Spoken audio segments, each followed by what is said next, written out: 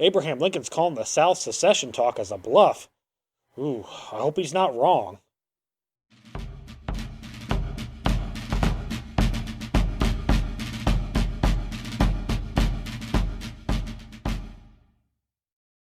Hello and welcome to Civil War in Hindsight. I'm Lieutenant Tommy. That's my dear friend Prospector Johnny. It is his birthday this week, so let's give him a shout out to happy birthday to Prospector. But unfortunately, well, What? Johnny, it's not like I have a great birthday present for you. The I'm last well. 2 weeks Things since get this, worse? Did things get worse with South Carolina? well, the last 2 weeks during this, no, South Carolina has stayed calm this week. Oh, good, So South good. So Carolina's that's good calm, news. which is good news. But things haven't quite calmed down. So we'll start this week off with Abraham Lincoln on November 16th. He's going to write to the Missouri editor stating that I am not at liberty to shift my opinion or grounds. That is out of the question. So when Oh, asked essentially about his position on slavery and expansion of slavery, he said, I'm not going to change it. It's out of the question. yeah. Not Like going I to. told. Well, this is what he was saying last week. He's like, I told you all where I stand here. He took it a little step further by basically flat out saying, like, no matter, like, there will be no compromise on my position with slavery. It is as it stands. Like, Yeah. I So am I mean, not in support of it. yeah. So basically, instead of just saying I've said everything that I said, he doubled down and said, "This is it. Like this This is is what it. I'm saying." This is what we're doing. Yep. How did Missouri On take that?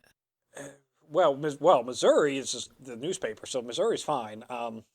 On November 18th, the Georgia legislature is going to vote to raise $1 million to arm the state. Wait, what?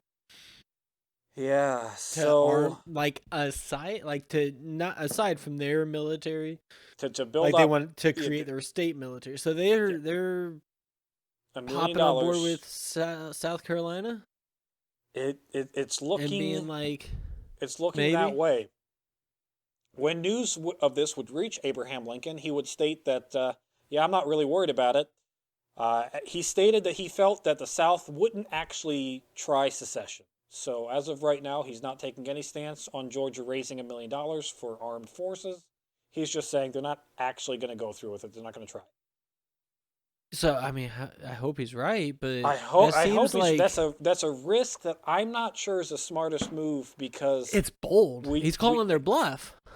we did see last week that South Carolina like they're going to vote on secession in December.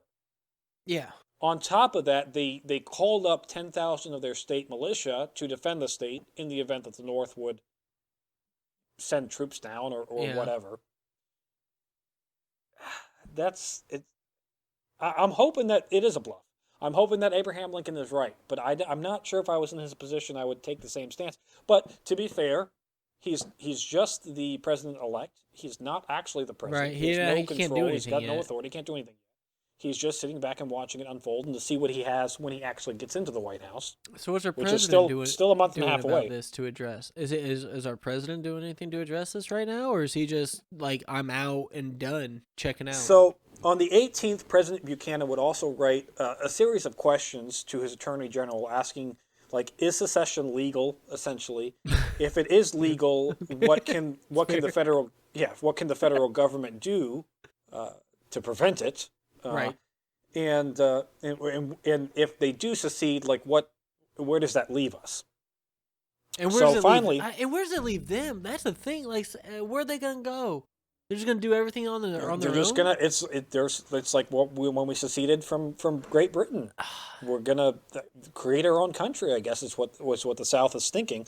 On the 20th, the Attorney General Jeremiah Sullivan Black would submit his legal opinions on secession to President Buchanan, All right. and they state first that all states are subject to the laws of the federal government as long as they Great. are in the federal government, Oh. and that the president can collect duties and protect public property despite resistance, and that not only was it his right to do so, it was also his duty to do so. So as Obligation. long as these states became a part of the great union that we Yeah. are in, Yep. they are always subject to the great union, and the president, despite what resistance is there, can collect taxes and can protect private property, and it is his duty to do so. So it sounds like they're not allowed to secede.